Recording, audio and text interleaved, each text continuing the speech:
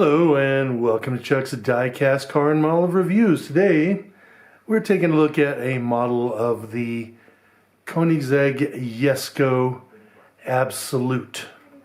This particular model is made by GT Spirit and is in 1/18 scale, and it is a very lovely model here, despite the fact that it is a resin model and therefore it can't be opened. For those of you who don't know about the Jesko Absolut, and I kind of doubt that any of you watching this would not know about it, if you're watching this, we'll go over, what this car is all about. First of all, they're only making 125 of these in total. And it's being split between the Absolut and then what's called the Attack.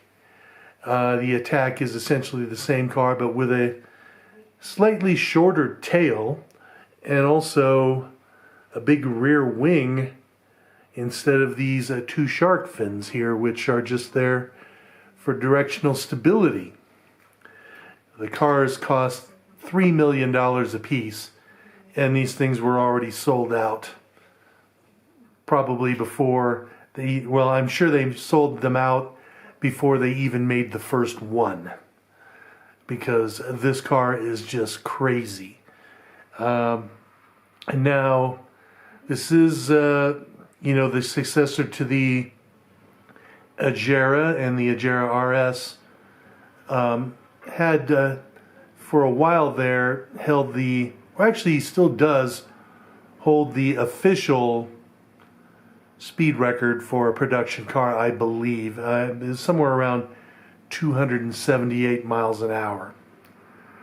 But this car has a modified version of the same engine as the Agera. It has a flat crank 5-liter twin turbocharged V8 with I believe it's 1,300 horsepower on regular gas, but on E85 it has 1,600 horsepower. It also has a 9-speed, what's called the light speed transmission, which is basically a semi-automatic gearbox, which is designed to basically have the next gear already essentially in gear before you shift, so the speed of the shifts is super fast. And Koenigsegg is basically at this point trying to find a straight, flat, safe stretch of road somewhere in the world where they can try and set a new land speed record, and they're aiming for 310 miles an hour, but computer simulations apparently say that this car could have a top speed of somewhere around 330 miles an hour. Now, one reason is, of course, the fact that it does not have a big rear wing and just has these shark fins on it. It does not have as much downforce as like a typical hypercar, because, of course, downforce with a rear wing leads to drag. This car has somewhere around 300 pounds of downforce at like 200 miles an hour or something like that. The Attack here with its big rear wing has somewhere around 3,500 pounds of downforce. Okay. But it does not have nearly the top speed of this car. Okay, now I got this model in this particular color because this is the way it looked when I actually saw a Jesko Absolut.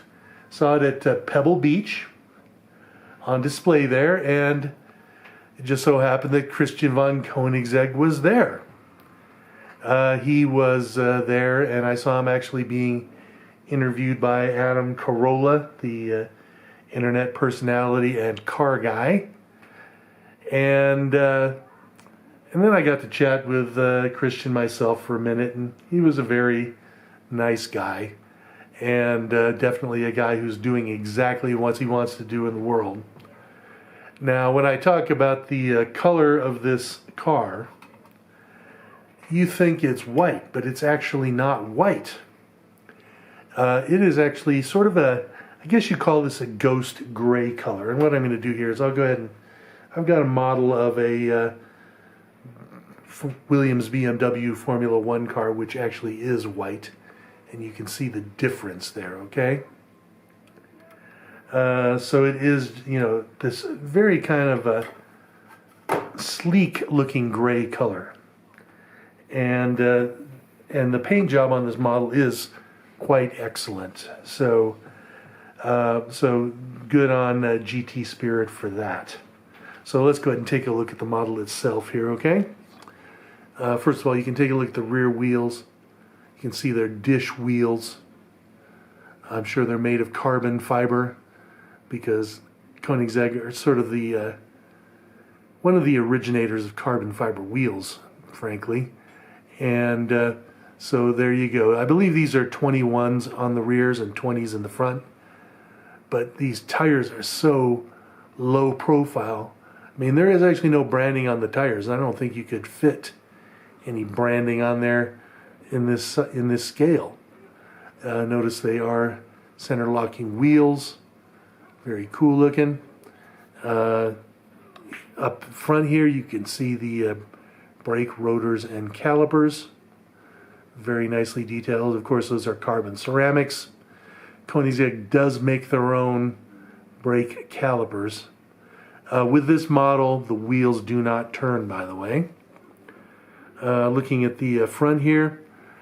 Now, this is, of course, the successor to, the previous models, including the Agera. And all the previous models were all sort of variations on a theme. They all look kind of the same. The Agera, the 1-to-1, so on, the Agera RS, all that sort of stuff. They all had the same general style. And so this is a whole new style, and I do like it, and it is extremely aerodynamic. From what I read, this has a drag coefficient of 0.278. Now, a good modern car, just for the road, has a drag coefficient of 0.3 or better. My Alfa Romeo GTV6 from the 80s has a drag coefficient of something like 0.4. So definitely a very slippery design. It does have this monstrous front lip there, and I'm sure that helps, with the aerodynamics and downforce. You can see the Koenigsegg badge on the front, which is very nicely done, and the headlights look great as well. I love the wraparound windshield, very reminiscent of like an 80s Group C, Le Mans car, or maybe a Lancia Stratos. The center windshield wiper is very cool as well, and it does have, as you can see here, the extractors to take air out from the wheel wells to aid in the aerodynamics too. Detailing on the wing mirrors looks very nice as well. Unfortunately, you can't open it up, but you can see some very nice detail here in the interior with the steering wheel. It's not a round steering wheel, notice, and it does have a centering mark at the top of the steering wheel. Seats, as you can see here, have the Koenigsegg badge on the headrest, fabric seat belts with metal buckles. And if you look from this side, I think you can see it better, but center console looks very good there too. You can see the shifter there for that 9-speed light-speed transmission, and then the name Jesko there on the passenger side console. If you didn't know, Jesko is actually Christian von Koenigsegg's dad's name. So this car is done in honor of his dad, or is named after his dad. Looking at the rear here, again you can see those shark fins. The engine cover there, which of course you can not see the engine unfortunately, because it is a really cool looking engine. I mean, I've seen 5 or 6 Koenigseggs, and when you lift up that engine cover, that engine is a piece of art. But unfortunately you can't see it here. But when you look at the rear, I like the fact that the rear tires are exposed here at the back with this little aerodynamic strake there leading to the outer edge of the bodywork.